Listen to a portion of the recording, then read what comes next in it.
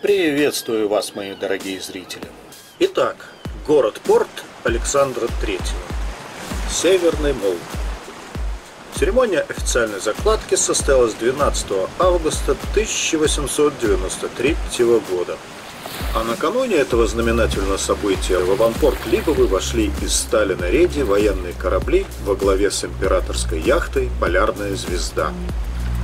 После торжественной встречи Александр III в сопровождении императрицы, наследника, великих князей и свиты направился в павильон, где после молебна государь с семьей и другие почетные гости положили в специально подготовленные массивы золотые и серебряные монеты.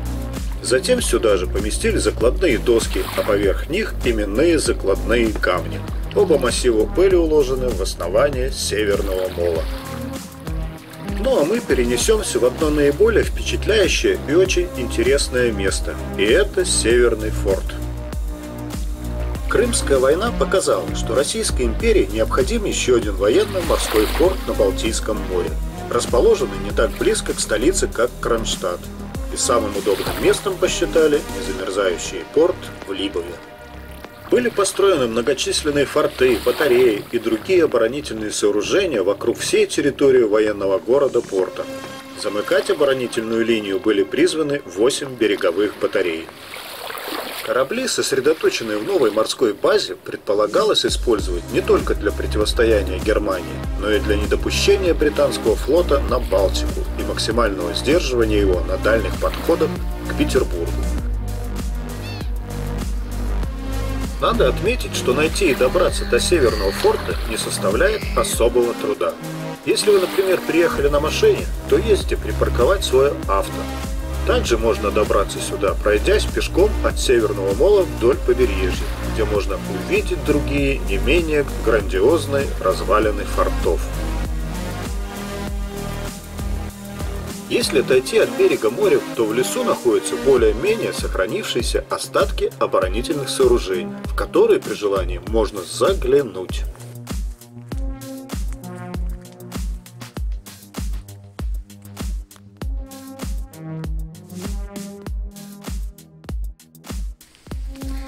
Ну, здесь можно пройти. Пожалуйста. Ух. Вот это да. Итак, продолжим наш рассказ.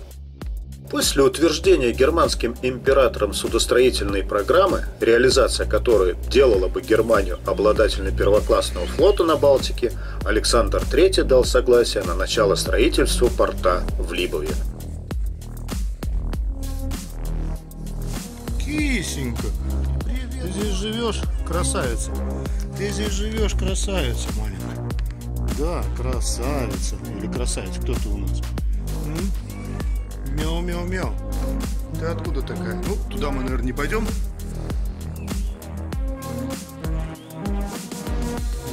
Примечательно, что указ был подписан 15 января 1890 года в день рождения кайзера Вильгельма. Стой! Запретная зона. Ясно, хорошо. Ух ты! Николай II, назвавший порт именем своего отца, принял решение, подорвавшее мощь новой военной морской крепости. В 1907 году был указ императора Николая II о лишении Либовы статуса Граница крепости. поста. А в 1910 году секретное 19-е расписание, согласно которому с началом войны все укрепления Либовы и сооружения порта Александра III подлежали уничтожению.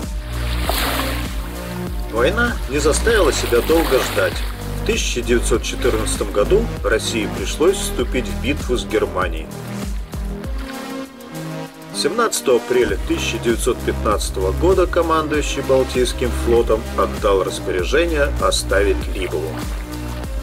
24 апреля порт обстреляли немецкие крейсеры, а на следующий день после ожесточенного боя отряд под командованием майора Клука занял старый город, а затем и крепость.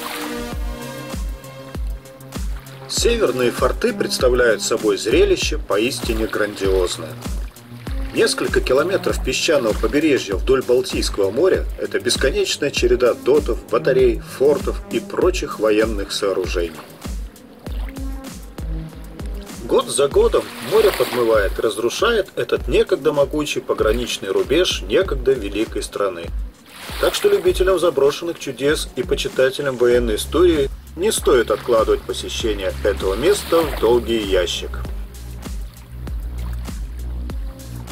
В обе мировые войны Либова фактически была подарком для немецкой армии и против России немцами использовалась гораздо успешнее. Из Либовы кайзерские войска высадили десант на Монзунский архипелаг, это который сейчас эстонский.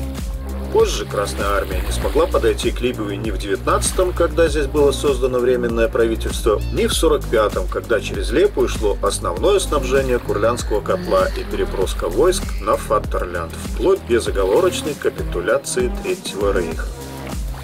Наконец, исход советских войск в 1993-м подорвал саму сущность Коросты, превратив ее из элитной военной базы в захолустный район на окраине.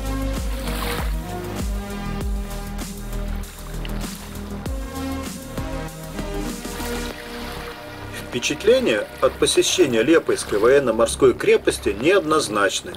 Поражает грандиозность замысла, быстрота его исполнения и концентрация военно-технических новаций при строительстве крепости и военного порта. Удручает отношение к этому интереснейшему объекту. К сожалению, в независимой Латвии история российского порта не вызывает особого интереса. Ее извращают и вульгаризируют. И совсем неинтересно рассказывать туристам об испытаниях гидроплана Сикорского, о создании учебного отряда подводного плавания, о строительстве современной военно-морской крепости, о визитах в Лепую царской семьи. Придумали простенькую историю. Царская равно советская, советская означает русская, а русская значит тюрьма народов. А ведь политическая тенденциозность ведет к фальсификации. Ну а нам остается постараться это исправить в следующих наших сюжетах. Ну вот как-то так. Огромное спасибо за просмотр. Подписывайтесь на мой канал. Всем удачи. Пока-пока.